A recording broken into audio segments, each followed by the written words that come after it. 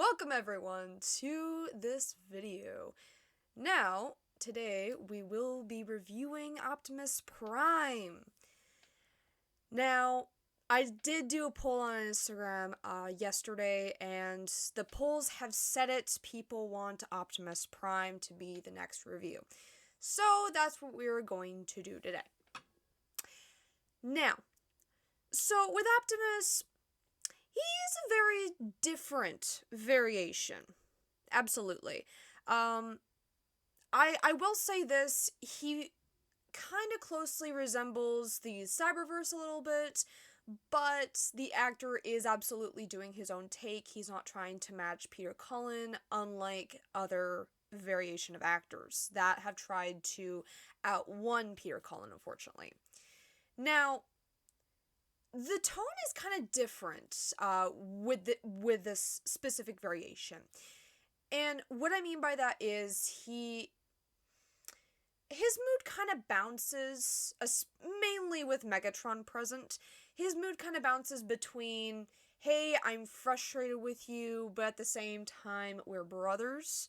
You know, as Optimus actually said in one of the episodes, that Megatron has been with the Autobots, or have been technically with Ghost for 15 years, while Optimus has been with Ghost for 30. So in that time frame between the 15 years that Megatron wasn't with Ghost, we don't know, but hopefully we'll find out sometime this week. Now, back to Optimus. Optimus is, he still has a stoic feature, but it's not as heavy. I get it, some people don't really enjoy the all seriousness of Optimus. Some people do prefer it because of earlier variations of it, but this one kind of suits this one, actually. It's good to not be stoic all the time. It's good to have, basketball balling Optimus. We all love that one. Now, Optimus, he has a goal to achieve. And it's not the same goal as we've seen before. A lot of Optimus's goals is returning the Earthspark to Cybertron, bringing Cybertron back to life, going back to Cybertron. No. In this one specifically, his main goal is to protect humans and Earth as a whole from other Decepticons, including other bad guys such as Mandroid. Kind of a given. Now, it's good to have this change from trying to go back home to actually living on Earth and trying to kind of blend in with mankind. Well, not exactly blend in. It's more like kind of be friends with them. Even though we have seen, unfortunately, in the last episode so far, some humans don't really prefer the Transformers as human. They still see them as machines, which I kind of understand. Yeah, they're not exactly from Earth except for the Terrans, but they don't know that. They just see them as machines, which is kind of a given. It's basically how we see us building robots today. Japan has actually accomplished a lot by building robot waiters actually for restaurants. And it has worked out fantastic, but unfortunately, we don't see them as human. We see them as machines. Yeah, they're not transforming robots, and may not have feelings just like the Transformers, but in a way, they are still living beings. Yes, they have mainly circuits, but that's about it. That's pretty much all I can say in resemblance. Now, Optimus has been trying to work closely with Ghost, and he's trying not to see the downfall that Ghost is unfortunately causing. Optimus refuses to see what Ghost is even doing, or even wants to know what Ghost is doing with the captured Decepticons. Now, we will be seeing that later this week, hopefully, as Ghost has now brought in back Mandroid, because I guess they worked with him before. Who knows? But Optimus doesn't know what's going on, and this is very troubling because Optimus is a very trustworthy person. He tries to work with humans as best he can, but he kind of in a sense refuses to see the badness in them. He prefers to see the good. So he tries his best to work with them as closely as possible to see, do they actually have closets? I read that wrong. To see if they have any skeletons in the closet, basically.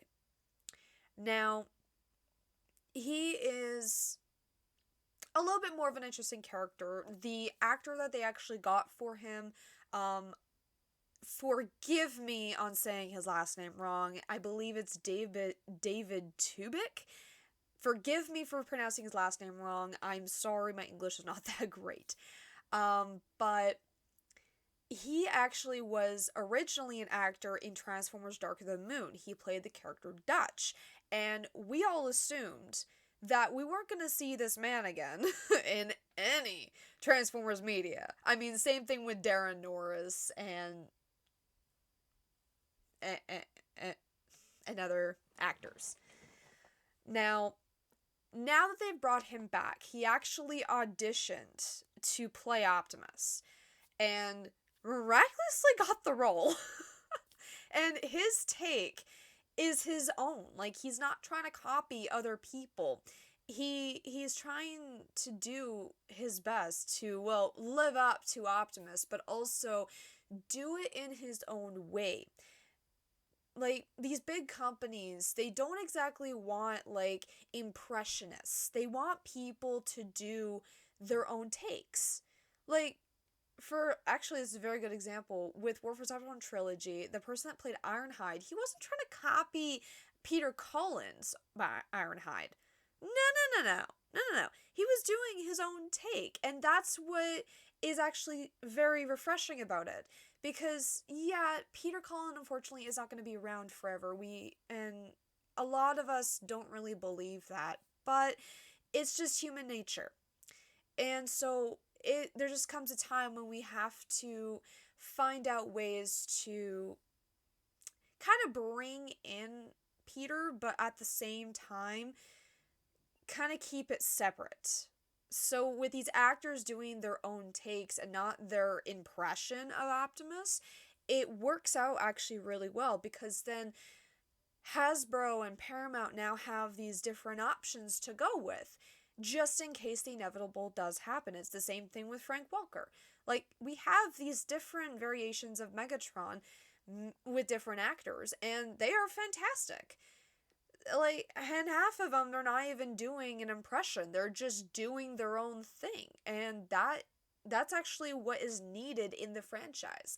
We don't need impressionists. Yes, okay, it's cool that you can copy the same voice. Yes, but fan-made films and like these big box companies, they're not looking for impressionists. They're looking for people that put the voice in their heart and just bring it out. You're not forcing something that is not supposed to be there. Yeah, I've heard some really good impressions on Optimus. And yeah, they're not exactly spot on. They're close enough that that you do hear Peter, but you know deep down it is not Peter. And I feel like that's not a good way to honor his voice. His voice should be honored in his way, not through other people. Now, with Optimus is Peter's voice. Optimus was inspired, was an inspired voice from Peter Cullen's brother Larry, who unfortunately did pass. But it was the words that Larry lingered into Peter, and that's what made him do the audition so well for Optimus. And that's why he got the Optimus part. Because it was him, but it was also Larry's words. And I feel like in a lot of people, they should use something similar. Like, if your dad or your mom or whatever, like, if you've lost somebody in your family and they've said something very meaningful to you, and you have told them what your dream was, put that into your voice work. Don't use these impressions. It's a bit saddening thinking, okay, these people are talented, but all they're good for is just doing the voice. A lot of people can't even act and they can do the voice. Unfortunately, I have heard of those. And I've actually had a conversation with somebody similar to that. He could not act, but yet he could do the voice. That is not really a good way of putting it, I know. But it's the best way. And so you either gotta teach yourself how to act, like go to acting school, take some tips through YouTube or something, like do some voice exercises. Don't take impressions. Do your own thing. And for myself, like I do my own drag strip, I do my own mainframe, tailgate, all that jazz. I don't purposely do impressions. I can shockingly do a good slipstream from animated, but that's not the point. I don't use that to my ability. I actually practice my acting skills. I actually, ever since I was a kid, I've been practicing my own acting. And I've had zero help, actually. And yeah, I can do it fairly well. And that's just me. Because I put the words that people have told me, I told them this dream that I want to do voice acting for a living. And they've told me, okay, what have you done so far that has put you towards that dream? You can do it. Your voice is fantastic. You can do these different voices. Now, can you put that to the test? And that's where that's where the vocalization exercises come in. That's why I even do them myself a little bit. I even mess around with different types of voices that don't strain my throat. If they don't strain your throat and you're coughing up blood, then you're doing it fine. Now, I'm sorry, I've just kind of dragged on a bit. Now, back to Optimus. Optimus is a very well-known character throughout the franchise. He is a fantastic leader of the Autobots when he wants to be. And the saying is true when he says, freedom is the right of all sentient beings. And he means all sentient beings, not just the whites, not the blacks, not the Christians. He means everybody. And that's who he tries to save. He does not care what their pronouns are, what their sexual orientation is. He does not care what you identify with. He will save you no matter what. And that's pretty much what Optimus stands for. And I feel like a lot of the fandom has actually fallen apart due to the recent drama that's been going on. But people need to understand. People need to, at this point, be Optimus Prime, not the voice. It's just the character that you need to try to strive to be. He stands for everybody. And it should not matter what your color is, where you're from. It shouldn't. Because we are all Optimus Prime. We are all the leader of the Autobots, regardless of what you know. And wherever you were raised to be. Just remember, you're part of this fandom for a reason.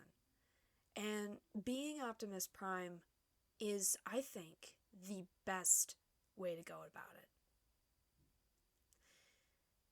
And Optimus, I think, is a pretty cool character, not gonna lie. Not one of my favorites as of late, but he's not bad. And I really hope, honestly, I really hope this character doesn't change. The way that they have it going about it is actually really good. Like, the writing style is fantastic. The actors, David is doing a fantastic job as Optimus. Like, that's all I can really say about it. But yeah, that's pretty much my review on Optimus. To be honest, I didn't really want to do him this soon, but people asked for it, so it's fine. Yeah, and I hope to see you in the next review. You gotta stay cool.